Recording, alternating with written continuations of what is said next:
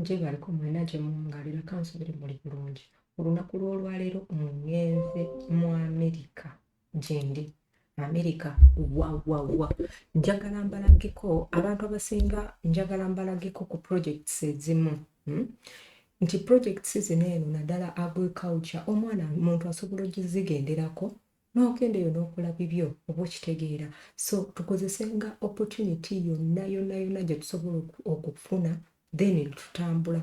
Mbaleetera this opportunity kubanga njagala mutambule mugendeko mu Amerika. Empisa embi ezo zituveemu, ezo butatambula ezo oyo primitive eyo kyova olaba mbaleetera programs zino. Tugenda kukola tutya? Njagala osharinga gundi eno buli wokomentinga wansi eno gundi etambula, buli wolikinga gundi eno etambula togirabula binogireka esobola okuba ina 100 viewers nenga only 2-3 people beba gilikinze oba ne bakomentinga. It is not good at all. Gilikinge atoje forwardingire episode ebisinga opportunity yinza okuba nga tekugasa gwe nga gwe naye ate ngosobola ogiforwardingira omuntu omulala munene mugasa. Bambi mwagaliza abantu abalala era nga nange wembagaliza okukitegeera. Kati tugende maaso, genda ku Google oteekemu cheap.org link eri awo kambalage waneeno. Olaba ekyo ekigambo ekyo ekiriko cheap oba bakisoma cheap oba kiri CAEP.org. So yeno program ngenda sooka mbayise mpola mu program eno tugirabe. Eno program ya agriculture, it is International Paid Agriculture Exchange Program. Kati eno program ekola biki? Kamba jireko katono. Eno program bagamba brings your young adults together from all over the world to share and learn ideas, beliefs and agricultural practice through International Paid Agriculture Exchange Program. Waneno bakugamba nti eno program bagireeta eri mu America, bagireeta nti abantu bava mu nsi ez'enjawulo nga olaba China, Uganda, biki, Nigeria, buli muntu najja n'oyiga ku by'obulimi. Abantu abasinga eby'obulimi mwabivaako mupangisa mu kibuga ne oba kitegedde genda eyo wala ofune ettaka lyo nga ddene oluusi muyina ebintu byammwe then oba osobola okugenda you learn about agriculture then oje Uganda no biteka into consideration okitegeera. Kati agriculture mwemuli okulunda embizi, okulunda ente, enkoko, buli kintu kyonna mwekiri.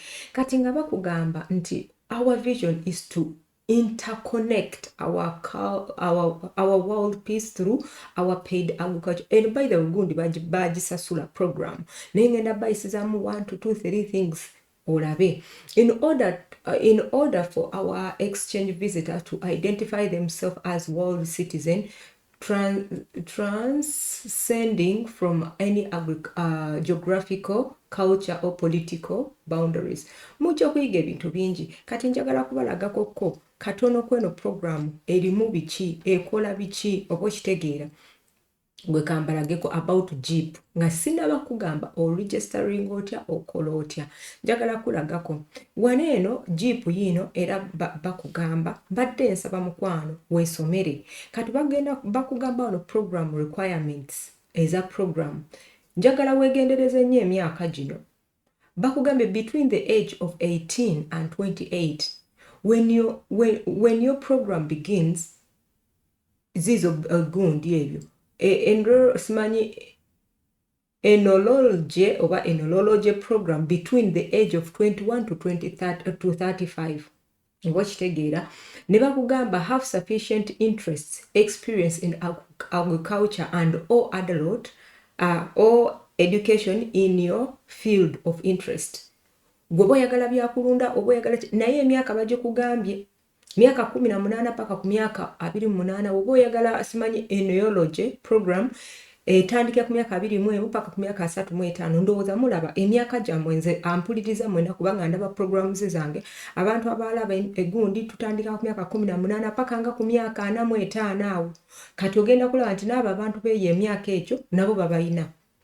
Tugenda maaso bakugambe have interest in learning about another culture and sharing your home culture with people in your hosting community baba bagenda batwala mu community osobola osanga omuntu ng'alunda embwa embwa ng'alunda embuzi ng'osobola omugamba munaafe omanyi oba embuzi ffe mune tugitwala wali ne tugisiba okwo embuzi n'eri ebyokulya byayo ate ogenda ogisanga waneeno ng'ate mune bo bagireetera buleetezi tinoosanga wali kangeza embizi e Uganda eri ebikyafu twoza ebintu tugiwa embizi biki ogenda okwesanga waneeno nga bagiwa cyacu bagiwa simanyi biki bagiwa emmere endala so olaninge ate naawe obabuulire ebibyo eby'omu nsi yo ne bakugamba have the maturity to live in a foreign country ndowooza muwulira maturity ekitegeeza sibye bino byogenda okujja ovume omuntu okulootya nedda making sure nti nno osobola okugira mu environment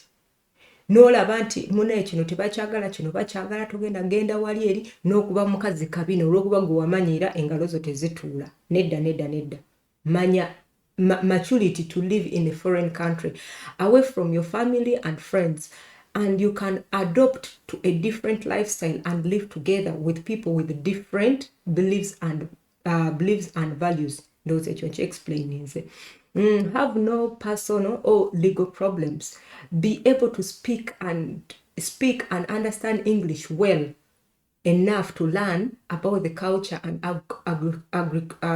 agriculture during the program be in good health wobeera ng'oli mulwadde mukwano nedda enda kulagako ekintu ekirala tugende maaso njagala weesomere bino ebintu bikugamba nti njagala tutambule banange ne waba muzungu nga travelingangako muzibu wa kubeera naye cause you see some sort of things n'ogamba mukama kino nga sikirabangako omuntu yenna atatambulangako ali so loko olaba omuntu abeera mu kyalo nga straight away abeera mu kyalo ayawukana n'omuntu agenda mu kibuga n'akomawo n'adda ayawukana so that's why mbagamba bambi mutambuleeko mukozese these opportunity bino ebintu ba agent bagenda bibagira bagenda mu program weti leta milioni 12 you understand try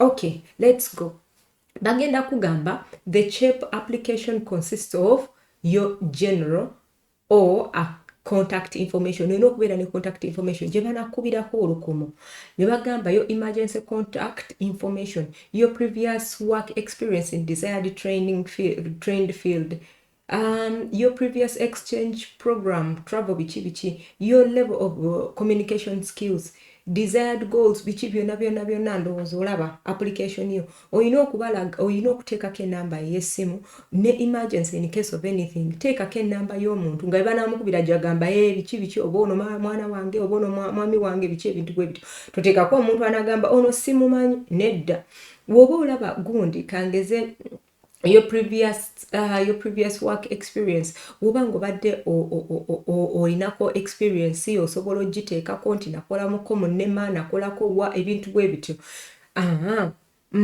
ne bakugamba waneeno program travel experience woba nga wali otambuddeko n'ogendako e Kenya osobola obagamba nagendako e Kenya nendabako ku bintu byabyawo biki ebintu bwe bityo your level of communication skills yes ondowooza ojjakola ekigezo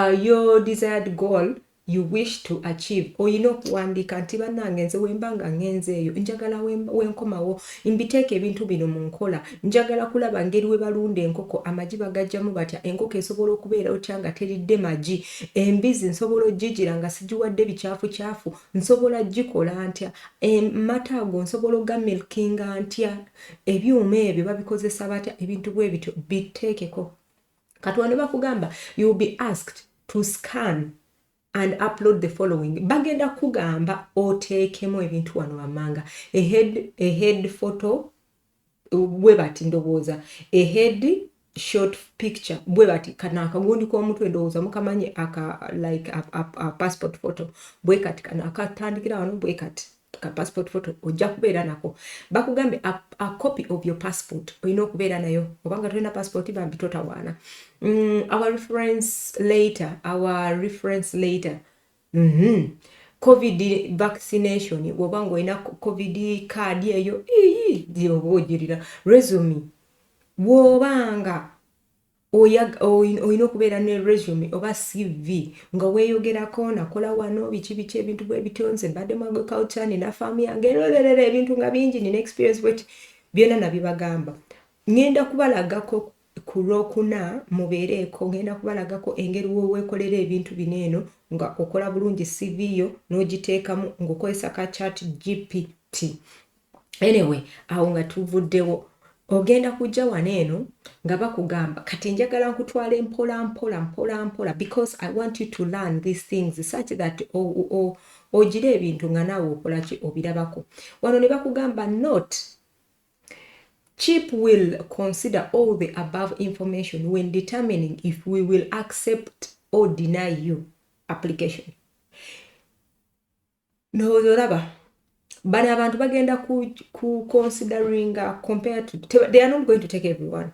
Bagenda kutwala abantu abo abakoze CV ababa convinced nti beetaaga okugenda, which means you might they will deny you obanga okoze ebintu fa.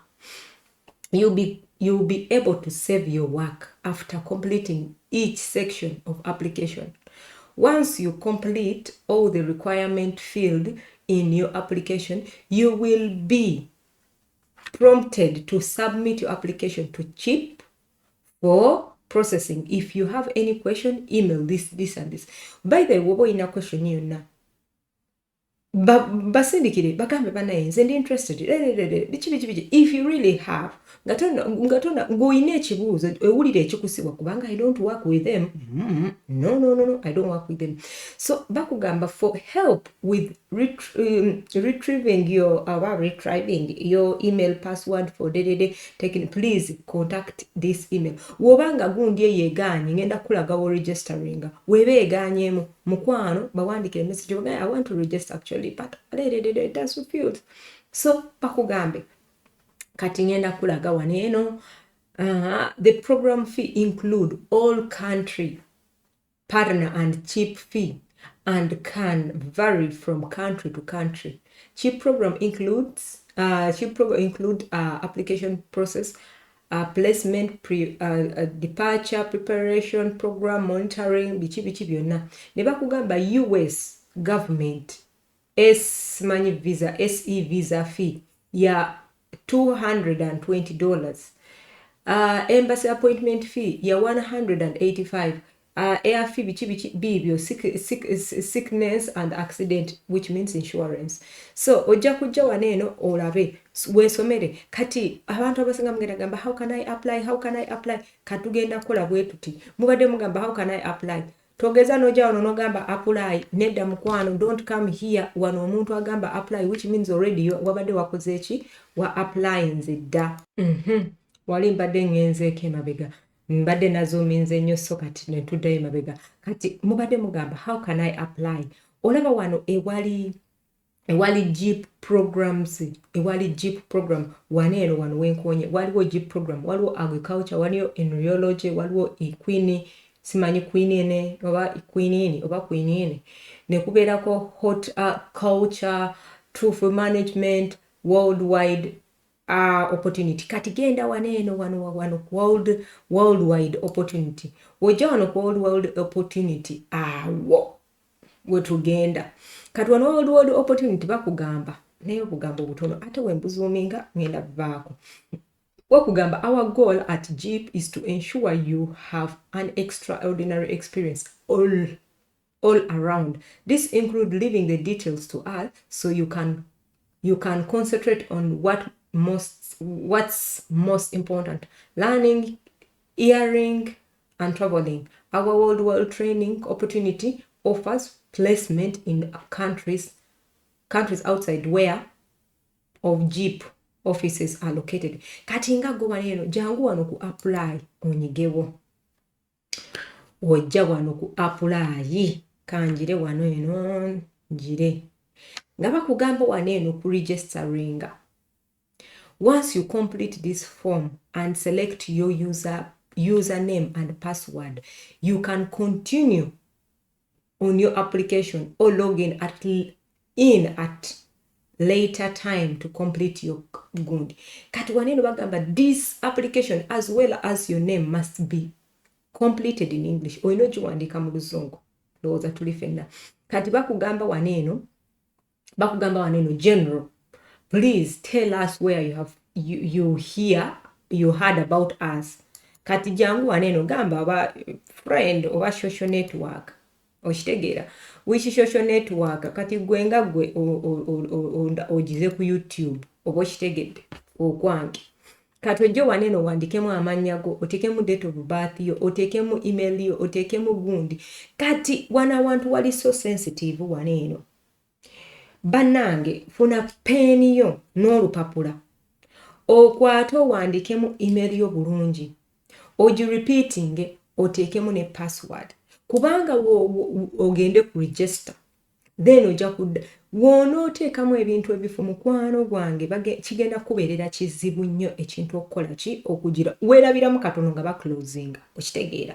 kati kankulage kati njagala kubalagako waneeno just byenjizeemu wano katono waneeno nkugambe social network ngowennyini oba wawulirira wakati nze ntaddewo YouTube biki where do you like to go United States biki nenteekawo erinnya nenteekawo date of birth nenteekawo bwentyo making sure date of birth gyowandiise wansi ojja gijjukira okola application eno ngoba osobola ogireka wakati n'oddayo osobola okuresuminga n'oddayo bulungi kati waneeno oku password eri bweti woba ng'oyagala ocreatinga strong password oteekamu nnyo nti nno gundi osobola okukwata n'owandiika wansi kati nze eno laptop yange esooka ne ekulaga bulungi kati eno password endaze yo nga yo ekulaga use biki yeekulaga bulungi password gy'osobola okukozesa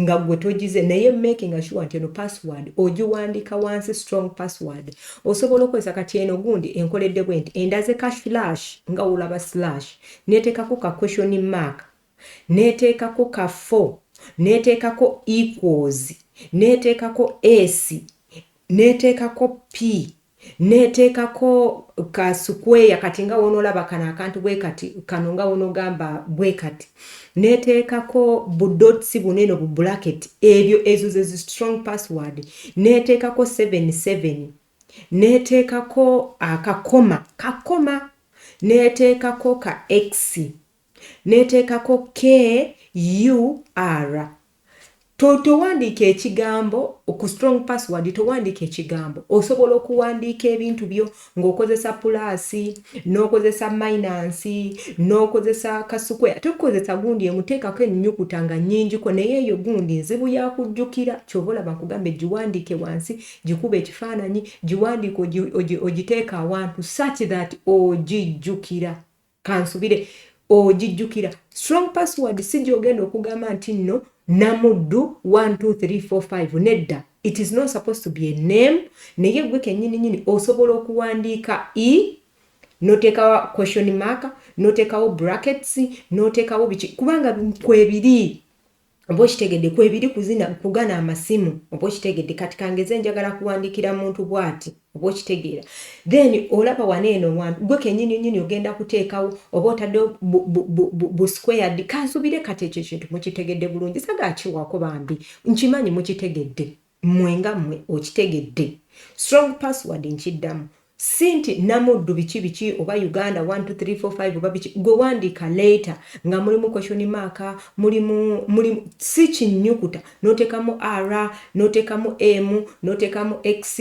nokola question mark noteekako bracket noteekako plus noteekako akatonyeze bwe bito ebyo osobola okuwandiika ennyukuta nga ziri mmeka 1 2 3 4 5, 6, 7, 8, 9, 10, 11, 12, 13, 14, 15, 16 nga 16 bwe bati ocreating a strong password kansubire ekyo mukitegedde kati waneeno nze yange just endeetera buleetezi nejja waneeno era n'ekiddamu kyempandikidde neŋŋamba register okitegeera kati nze sagala registeringa kubanga sagala kwonoonera bantu okitegeera kati nze wenyize ku register endeetedde ekigambo nga kigamba qualification bangambye are you currently enrolled in and pursuing study at a degree or certificate granting or a post-secondary academic institution outside the US ojja gamba yes, okitegeera. Then tugende maaso. Okiraba kati wengambye yes wano eno engambye you may qualify to participate in the program as an intern. Okitegeera. Kati kanjire next. Kati bino ebintu njagala mbiyitemu naawe such that obiraba oba okitegeera. So kati nze saagala kutandika apply 1 apply 2 gwe kennyini ogenda bijira sigenda kulwamu kubanga nyinza okwerogoza wano eno. Your application might be completed in English. Ndowooza olaba olina okutandika application biki bino byonna woba oyagala kugira step by step tandika biki gwe kennyini njagala obyekolere kati nga wano eno inze mbadde nimba gundi katekawo bino ebintu bino biraba bino biri decide jango bikwatemu bukwasi then otandike woba olina wakozemu ensobi obi editing obiteekewo biki byonna language byonna wona obimalayo then ojja gamba save buli kintu kyonna kigenda kubeera kirungi. Video eno webanga eri useful gy'oli kubanga sigenda bimalayo bannange ebintu bingi mukwano sigenda bimalayo nkwagaliza olunaku olulungi laba video yange eno koze ngiteekamu amaanyi gisindikira omuntu yenna bannange mbaagaliza ekisinga. Mukama bankumire. I love you all. May God bless you. Sharing, liking, subscribing.